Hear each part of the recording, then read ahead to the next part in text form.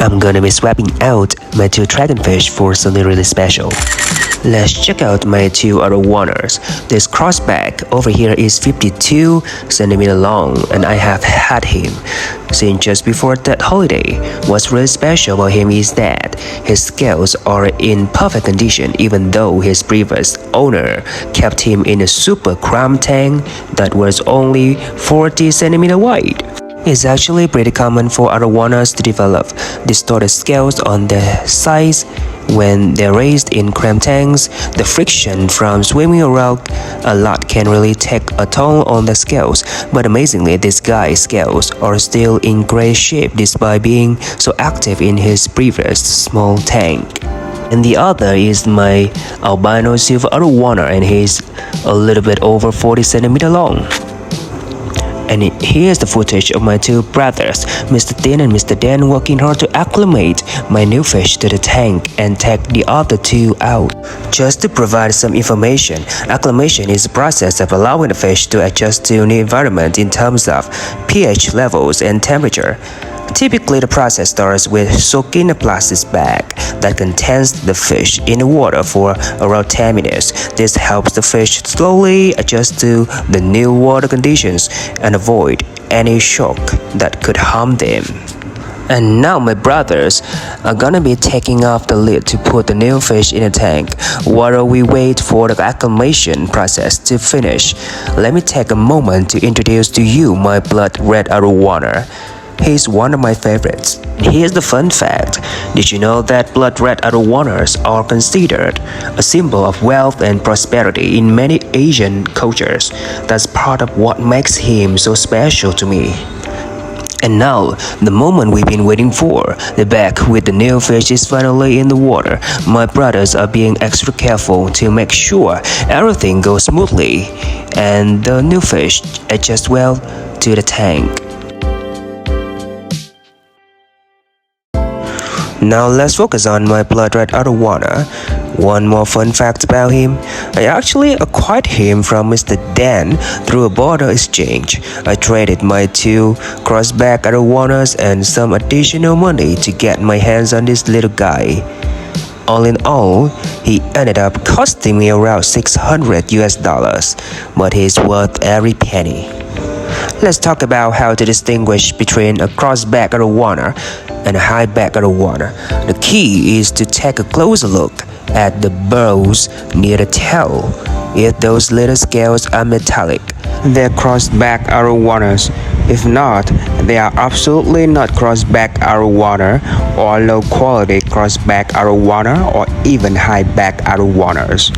Let me provide you with some information about highback arowana, which is believed to be a hybrid of the crossback arowana from Malaysia and the red-tailed golden arowana from Indonesia. However, to understand highback arowana, it is essential to first explore the characteristics of the red-tailed golden arowana.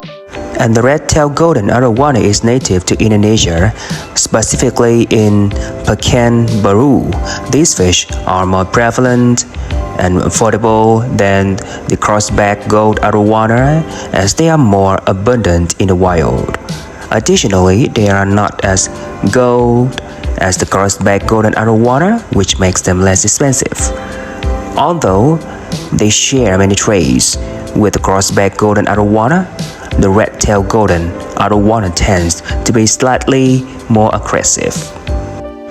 The red-tailed golden arowana has some physical traits that make it stand out from other types of arowana. It has a smaller head, which experts in the field often refer to as spoon head, and a longer, larger body than crossback arowana. The distinct appearance has encouraged breeders to crossbreed the two varieties, resulting in a new generation of fish that display the vibrant coloration of crossback arowana while also possessing the impressive body of the red-tailed golden arowana.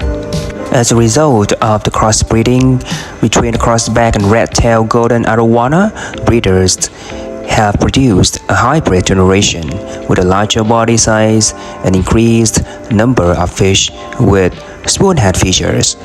The scales that reach up to row 5 and even row 6 instead of stopping at row 4 as seen in pure red-tailed golden arowanas. Breeders have classified these hybrid fish into two categories based on their physical appearance. The first category is known as crossback, which includes fish that exhibit a high level of shine on the scales reaching up to higher rows.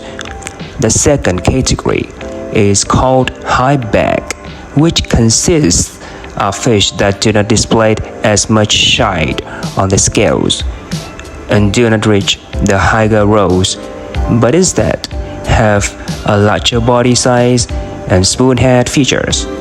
Indeed, buyers of new generation of Crossback Arowana typically have to pay a premium price due to their impressive physical characteristics such as their shine level, body size, and spoonhead features. As evident from the picture I provided, the ancient Crossback Arowana lacks the spoonhead feature and does not compare to the newer generation in terms of body size. The evolution of Crossback Arowana highlights how selective breeding practices can significantly alter the physical traits of particular species, leading to new and desirable characteristics that attract a premium price in the market. Now the new fish is already in my tank, and now the two brothers are trying to lure the albino silver to the bag.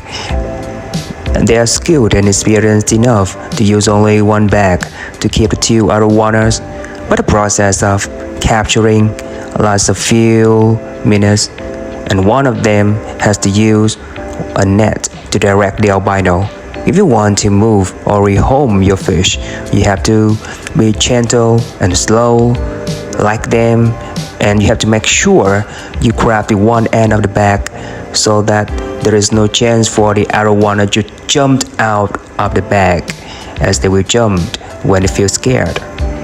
Now the two fish are in the bag, and the water is being added to the bag until the level is comfortable for them to stay at least, several hours of delivery.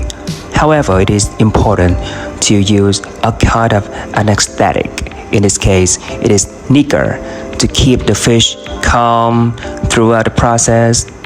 Otherwise, they may injure themselves because they feel intimidated.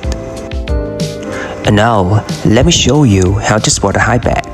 In the picture, you can see that the fish does not have any pearls shining in this area, which means it is a highback, a pure highback, and they should be sold at a lower price compared to a crossback. And more importantly, you have to keep in mind that there are many unscrupulous traders out there who often falsely claim their highbacks as crossbacks in order to fetch a higher price. Remember, a high-quality crossback should have the area shining like this. These tiny scales correspond to row 6.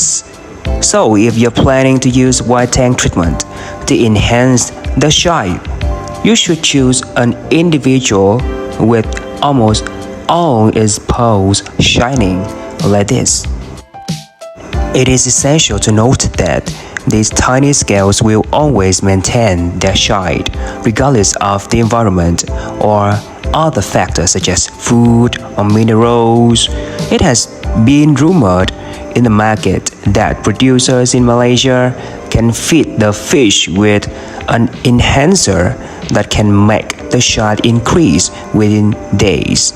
However, with these chemicals, they can turn the crossback into a golden hat or even a full helmet, but they do not have pearls shining. Yes, that's absolutely correct. The chemicals used to enhance the shine of the fish can be harmful and even deadly to the fish, especially if used improperly or in excessive amounts. It's always better to rely on natural methods to maintain the quality and health of the fish. And now is when the whole process is almost done. And I am talking about the fish. To the two men, I think he's too territorial and aggressive, and he has a very gruesome tactic when he's hungry. That is, he would collide to the carp. So the scales of the carp go off, so he can eat the scales. Sure thing. So when it comes to blood red arowana, you really want to make sure you expose it to sunlight. This is because the sun can actually help age the scales of the fish, which can be really beneficial for its coloration. And as far as that goes, I actually like to have them fast for 2 days a week. This gives them a chance to digest everything they've eaten and also helps prevent them from becoming overweight. Plus, I think it's important to take a break from eating too much protein from insects, as it can really mess with their digestive system. And when they're not stuffed with food all the time, they tend to be more active and lively, which is always fun to watch as a pet owner. Another thing to keep in mind is that it's important to provide some tang maize for the fish to reduce their stress levels. Tang maize can also help to clean up any leftover food in case you accidentally overfeed the fish. However, it's important to choose tang maize that won't pick on your fish. So red-tailed catfish and its variation, for example, are not a good choice. Just imagine the chaos that could ensue if the catfish gets hungry and decides to attack your arowana. Well, and imagine one day the catfish grows to the point, and when he's hungry, that's when all hell will break loose and he can't even swallow your tiny arowana.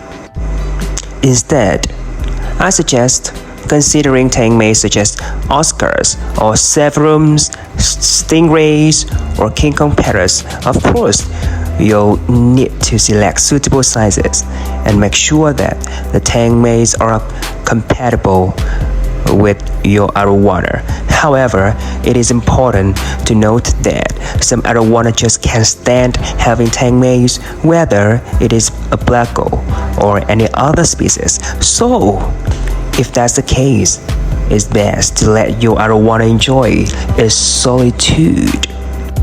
Now I want to keep silent to let you have a space to enjoy the new fish in the tank, and you can also compare the two old and new arowanas and help me to point out the differences as well as the pros and cons between the fish.